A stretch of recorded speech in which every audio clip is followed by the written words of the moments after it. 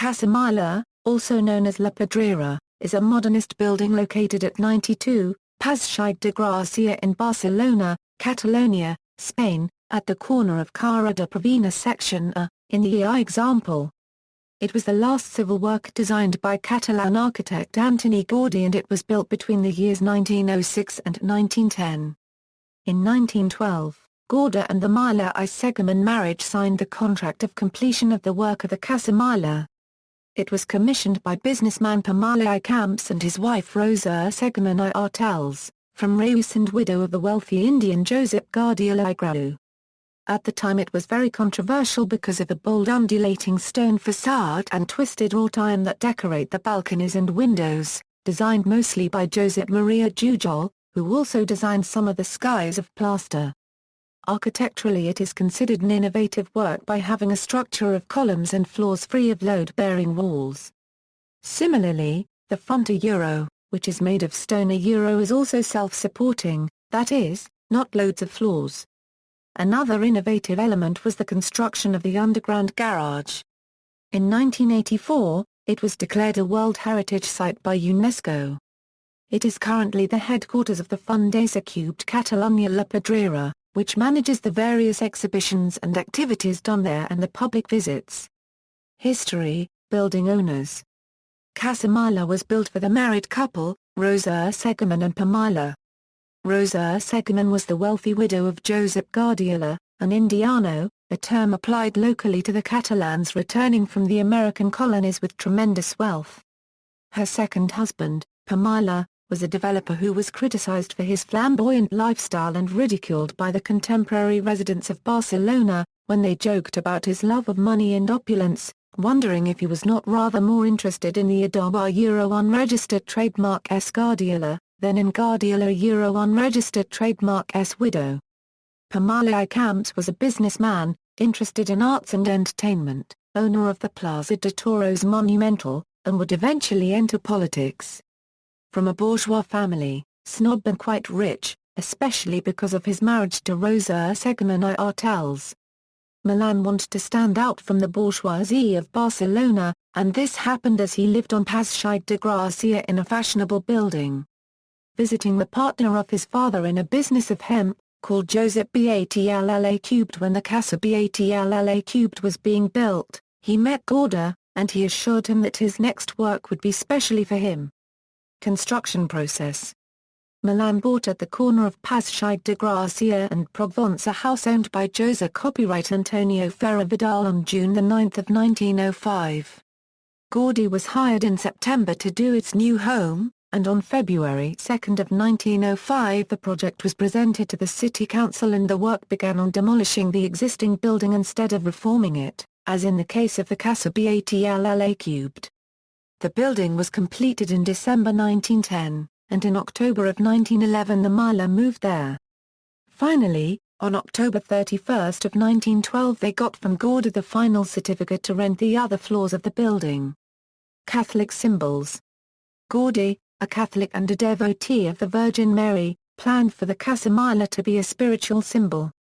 Overt religious elements include an excerpt from the Rosary Prayer on the cornice and planned statues of Mary, specifically Our Lady of the Rosary, and two archangels, Saint Michael and Saint Gabriel. The design by Gaudí was not followed in some aspects. The local government objected to some aspects of the project, fined the owners for many infractions of building codes, ordered the demolition of aspects exceeding the height standard for the city. The Encyclopedia of 20th-century Architecture states that the statuary was indeed Mary the Mother of Jesus, also noting Gaudí's devoutness, and notes that the owner decided not to include it after Semana Trágica, an outbreak of anti-clericalism in the city. After the decision was made to exclude the statuary of Mary and the archangels, Gaudí contemplated abandoning the project but was persuaded not to buy a priest. Property changes. In 1940 Miʻla died, and Rosa Segimon sold the property in 1946. Monumental Peter showed the employer and the estate to Joseph Balla ± a Balva copyright Pelliza copyright and in partnership with family Pau Robert Laporta, known for its department stores in the San Antonio Round. The transaction resulted in 18 million pesetas for the building and formed the Campa ± Immobiliaria Provence SA to administer it. Rosa Segimon continued to live on the main floor until her death in 1964. The new property was divided the first floor of Provence in the street 5 floors instead of the original 2. In 1953 they commissioned Juan Francisco Barber Cassini the construction of 13 apartments in the attic, which until then had been the laundry, increasingly used and had become an unsafe place, filled with garbage and ramp-ons. Barber Cassini respected Gaudí's original volume and structure, the logis freedom approach that gave the open space and no right angles. The apartments were located on the outer side of the space, leaving a corridor of the distribution curve of the arches that give central courtyard, leaving the darker area between the two courtyards as dealer floor. Apartments were 2 or 3 pieces, some with a loft living, with a design and furniture typical of the early 1950s, with materials such as brick, ceramic, wood and furniture design similar to that of Eero Saarinen chair Quarry, among others. The works were supposed installing a chimney inadequate next to Gaudí's. Installations and activities mixed with the neighboring houses in the early 1960s led to considerable losses of Gaudí's work, especially decorative elements. In 1966 the home was installed Northern Insurance Company, after which he settled a controversial bingo hall that would remain until 1985. He also installed an academy, offices or Inoxcrom's cement mills, among others. Maintenance costs were very high and their owners, as well as to give shape to more homes, left the building causing some loosening of stones in 1971. Emergency repairs were made by Joseph Anton Comas respectful to the original, especially the painting of tweaking yards. Restoration. On July 24, 1969 Gaudí's work received official recognition as a Historico Artistic Monument. It was a first step to prevent further destruction. Casa Milà was in poor condition in the early 1980s. It had been painted a dreary brown and many of its interior color schemes had been abandoned or allowed to deteriorate, but it has since been restored and many of the original colors revived. In 1984 it was named a part of a World Heritage Site encompassing some of Gaudí's works. This began to change its protection. First the City Council tried to rent the main floor to install office for the 1992 Olympic bid. Finally, the day before Christmas 1986, Safety of Catalonia La Pedrera bought it for 900 million pesetas. On February 19, 1987, urgently needed work began on the restoration and cleaning of the façade. The work was done by the architects Joseph Emilio Hernandez Cross and Rafael Vila. In 1990, as part of the Cultural Olympiad, opened the renovated main floor of the Milan exhibition Golden Square dedicated to modern architecture in the center of the Eixample. Design. The building is 1,323 m2 per floor on a plot of 1,620 m2. Gaudí began the first sketches in his workshop in the Sagrada Familia, where he conceived of this house as a constant curve, both outside and inside, incorporating multiple solutions of formal geometry and elements of a naturalistic nature. Casa Milà is the result of 2 buildings, which are structured around 2 courtyards that provide light to the 9 levels, basement, ground floor, mezzanine, main floor, 4 upper floors, and an attic. The basement was intended to be the garage, the main floor the residence of the Milà's, and the rest distributed over 20 homes for rent. The resulting layout is shaped like an asymmetrical 8, because of the different shape and size of the courtyards. The attic housed the laundry and drying areas, forming an insulating space for the building and simultaneously determining the levels of the roof. One of the most significant parts of the building is the roof, crowned with skylights or staircase exits, fans, and chimneys. All of these elements, constructed with timbrel coated with limestone, broken marble or glass, have a specific architectural function. Nevertheless, they have become real sculptures integrated into the building. The building is a unique entity, where the shape of the exterior continues to the interior.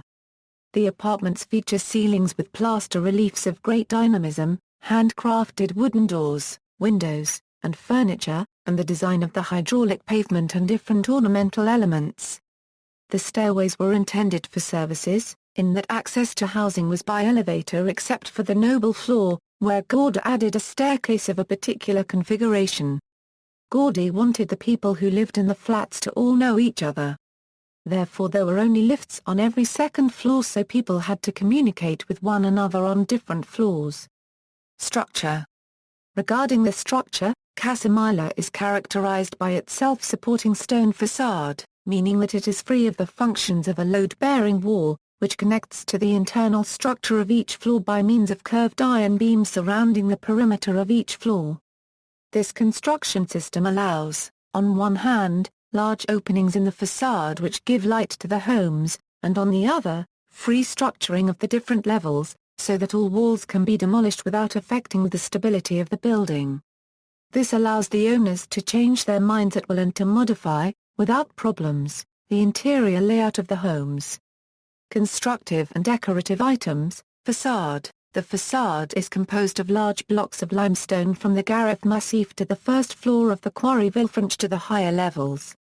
The blocks were cut to follow the plot of the projection of the model, later raised to its location on just adjusted to align them in a continuous curvilinear texture to the pieces around them. Viewed from the outside are three parts: the main body of the six-story blocks with winding stone floors, both floors of a block back with a change of pace in waves similar to waves, with a texture more smooth and white, with small holes that seem gunboats, and finally the body of the roof. The original facade of Gaudí gone some of the local bars downstairs. In 1928, the tailor Mozilla opened the first store in La Pedrera. He works and eliminate the bars. This did not concern anyone, because in the middle of 20th century, twisted ironwork had little importance. The ironwork was lost until a few years later, when Americans donated one of them to the MoMA, where it is on display. Within restoration initiatives launched in 1987, the facade they rejoined him some pieces of stone that had fallen. In order to respect the fidelity of the original, material was obtained from the Quarry Villefranche, even though it was no longer operable. Hall and courtyards. The building has a completely original solution in solving the lobby to not being a closed and dark, but also for its open and airy courtyard's connection with that equally important in gaining a place of transit and directly visible to the user accessing the building. There are two patios in the round side of the Passeig de Gràcia and the elliptical street Provence. Patios. Patios, structurally, are key as supporting loads of interior facades. The floor of the courtyard is supported by pillars of cast iron. In the courtyard, elliptical beams and girders adopt a constructive solution traditional, but cylindrical. Gaudí applied an ingenious solution of using two concentric cylindrical beams, stretched radial beams, like the spokes of a bicycle. They from a point outside of the beam to 2 points above and below them, making functions of the central girder keystone and works in tension and compression simultaneously. Thus supported structure 12 feet in diameter with a piece of maximum beauty and considered the soul of the building with a clear resemblance to the Gothic crypts. The centerpiece was built in a shipyard and Josep Maria Carandel assimilates to the wheel of steering, interpreting the intent of Gaudí represent the helm of the ship of life. Interior. Gates. Access is protected by a massive gate iron with a design attributed to Jujol. It was common for people and cars, where access to the garage in the basement, now an auditorium. The two halls are fully polychrome with paintings oil on plaster surface, showing a repertoire eclectic references mythology and flowers. During construction there appeared a problem adapting to the basement garage of cars, the new invention that thrilled the bourgeoisie. The future neighbor Felix Anthony Meadows, owner of Industrial Linera, requested a correction in access because its Rolls-Royce could not access it. Gaudí agreed to remove a pillar on the ramp that led into the garage. So, Felix, who was establishing sales and factory Fontanella Street in Walls of Vols, could go to both places with your car from La Pedrera. For the floors of Casa Milà, Gaudí used a model of floor forms of square timbers with two colors, and the hydraulic pavement hexagonal pieces of blue and sea motifs that had originally been designed for the Batlló house but which had not been used and recovered Gaudí the quarry. The wax was designed in grey John Bertrand under the supervision of Gaudí, touched up with their own fingers, in the words of the manufacturer Josep Bay. Loft. Like the Casa Milà, Gaudí shows the application of the catenary arch as a support structure for the roof, a form which had also been used shortly after the owner itself, reinforcement of cooperative wood miʻṭua cube known as the working materines. In this case, Gaudí used the Catalan technique of timbrel, imported from Italy in the 14th century. In the attic were located in the laundry room under a translucent roof Catalan vaults subject to 270 parabolic of varying height and about 80 cm apart. Including the rib seam that once an animal as large as a palm roof and an unconventional shape, similar to a landscape of hills and valleys. The shape and location of courtyards makes bows rises higher and lower when space is narrowed when the space expands. The builder Barcubed explained its construction, first batter and slid wide household. After Canalta gave the opening of each arc and nailed a nail Barcubed each starting point of the arc at the top of the wall.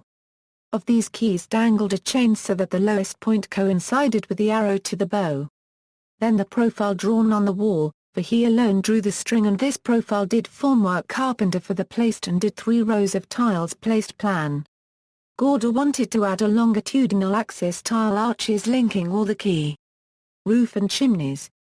The work of Gaudí on the rooftop of ʻkəzə was a collective of his experience at Palais Gaudí Quarterel, but with solutions that were clearly more innovative this time creating shapes in volumes with more body, more prominence, and less polychromasia. Permanent either 1996 or 2008, on the rooftop there are 6 skylight staircase exits, 28 chimneys in several groupings, twisted so that the smoke came out better. 2 half-hidden vents whose function is to renew the air in the building, crowning the walkway that goes around this dream castle, 4 cupolines that discharge to the facade. The staircases also house the water tanks. Some of these are snail-shaped. The stepped roof of ʻkəzə, called the Garden of Warriors by the poet Eixample because the chimneys appear to be protecting the skylights, has undergone a radical restoration, removing chimneys added in interventions after Gaudí, television antennas, and other elements that degraded the space. The restoration brought back the splendor to the chimneys and the skylights that were covered with fragments of marble and broken Valencia tiles. One of the chimneys was topped with glass Patios. It was said that Gaudí did that the day after the inauguration of the building, taking advantage of the empty bottles from the party. It was restored with the bases of champagne bottles from the early 20th century. The repair work has enabled the restoration of the original impact of the overhangs made of stone from Ulldecona with fragments of tiles. This whole set is more colorful than the facade, although here the creamy tones are dominant. Furniture. Gaudí, as he had done in Casa Milà, designed furniture specifically for the main floor. It was part of the concept artwork itself integral of modernism in which the architect assumes responsibility for global issues such as the structure and the facade, as every detail of the decor, designed furniture and accessories such as lamps, planters, floors or ceilings. This was another point of friction with Mrs. miʻla. She complained that there was no straight wall to place your Steinway piano, which Rosa Segimon played often and quite well. Gaudí's response was blunt, so play the violin. The result of these disagreements has been the loss of the decorative legacy of Gaudí, as furniture due to climate change and the distribution of the main floor which made the owner when Gaudí died. Some remain in private collections, some spare parts like a curtain made of oak 4 meters long by 1.96 meters high you can see in the Museum of Catalan Modernism. A chair and desktop of miʻla and some other complementary element. Regarding oak doors carved by dint of gouge basilisks and barred, only became the floor of miʻla and the floor show, because when the lady met miʻla in the price, was decided that they would do more of this quality. Architecture. Casa Milà is part of the UNESCO World Heritage Site works of Antoni Gaudi. It was a predecessor of some buildings with a similar biomorphic appearance, the 1921 Einstein Tower in Potsdam, designed by Erich Mendelsohn, Solomon A. Guggenheim Museum in New York, designed by Frank Lloyd Wright, Chapel Notre Dame du Hort, Eixample, France, designed by Le Corbusier, the Han der Wasserhaus and other works by Austrian architect Friedensreich Han der Wasser, Disney Concert Hall in Los Angeles, by Frank Gehry. Free exhibitions often are held on the first floor, which also provides some opportunity to see the interior design. There is a charge for entrance to the apartment on the fourth floor on the roof. The other floors are not open to visitors. Constructive similarities inspired Gaudí's La Pedrera on a mountain, but there is no agreement on which was the reference model. Joan Berger-Cubes thought it was the rocks of Fray Gaudí to Prades Mountains.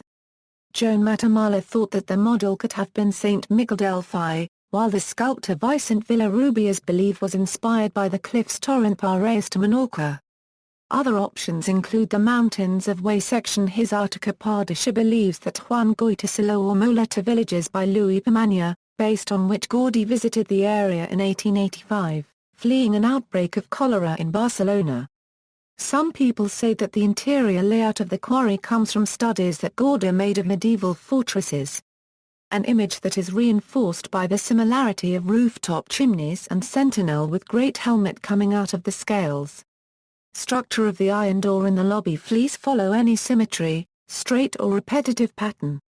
Rather, his vision evokes bubble soap that are formed between the hands or structure's plant cell. Criticism and controversy. Public impressions. The building's unconventional style made it the subject of much criticism. It was given the nickname La Pedrera. Casa Milà appeared in many satirical magazines. Joan Junsida presented it as a traditional Easter cake by means of cartoons in Patchwork. Joaquim Garcia made a joke about the difficulty of setting the damask wrought iron balconies in his magazine. Homeowners in Passeig de Gràcia became angry with Miʻla and ceased to say hello to him, arguing that the weird building by Gaudí would lower the price of land in the area. Administrative problems. Casa Milà caused some administrative problems too. On December 1907 the City Hall stopped work on the building because of a pillar which occupied part of the sidewalk, not respecting the alignment of facades. Again on August 17, 1908, more problems occurred when the building surpassed the predicted height and borders of its construction site by 4,000 square meters. The council called for a fine of 100,000 pesetas or for the demolition of the attic and roof. The dispute was resolved a year and a half later, December 28 of 1909, when the commission certified that it was a monumental building and thus not required to have a strict compliance with the bylaws. Contests. The owner introduced him to Artistic Buildings' annual contest of City Council where this year chose two works Sagnia, the House Gusta, who was a particular house of the architect James Gustin and Perez Samanillo House, designed by Hervé S. and Arizmendi. Although the most dramatic and clear favorite was the House Milan, the jury ruled stating that even be finished facades take much to make you fully completed, finalized and perfect state of appreciation. The winner in 1910 was Samanillo Perez, now the Equestrian Circle. Design disagreements. Gaudí's relations with Rosa Segimon deteriorated during the construction and decoration of the house. There were many disagreements between them. One example was the monumental bronze Virgin del Rosario, which Gaudí wanted as the front head in homage to the name of the owner, that the artist Carles Marni i Roig was to sculpt. The statue was not made although the words Marian Avenue Gracia em full Dominus Tecum were indeed written at the top of the facade. The continuing disagreements led Gaudí to take Miʻla to court for over his fees. The lawsuit was won by Gaudí in 1916, and he gave the 105,000 pesetas he won in the case to charity, stating that the principles mattered more than money. Miʻla was having to pay mortgage Quarry. After Gaudí's death in 1926, Rosa Segimon got rid of most of the furniture that Gaudí had designed and covered over parts of Gaudí's designs with new decorations in the style of Louis XVI. When La Pedrera was acquired by Safety of Catalonia and the restoration done in 1990, some of the original decorations re-emerged. When he started the Civil War in July 1936, they were on vacation in Milan Blanes. Some local ground floor of the quarry were collectivized by the Unified Socialist Party of Catalonia and Miʻla were forced to flee the area Franco leaving home after saving some artwork. In media and literature, A Scene in the Passenger, a film directed by Michelangelo Antonioni and starring Jack Nicholson and Maria Schneider, was filmed on the roof of the building. Mentioned in the book by Eoin Colfer, Artemis Fowl and the Lost Colony, mentioned in the book by Trudy Alexie the Mezuzah in the Madonna's Foot, several scenes in the movie, Gaudy Afternoon, were filmed at Casa Milà. A scale model of Casa Milà is exhibited at the Catalonia Miniatura Park. Featured in the music video for Deep Forest's Sweet Lullaby, Gallery. See also, Casa Batlla3, List of buildings, List of modernism buildings in Barcelona, List of museums, references. Reina Zervst. Gaudí, 1852 – 1926, Antoni Gaudi I Corneta a life devoted to architecture. Cologne, Benedict Taschen Verlag GmbH & Company KG. 1988. p. 176. External links, La Pedrera official website, immersive photographies of Casa Milà, virtual tour, link pictures, La Casa Milà, furniture and decorative arts.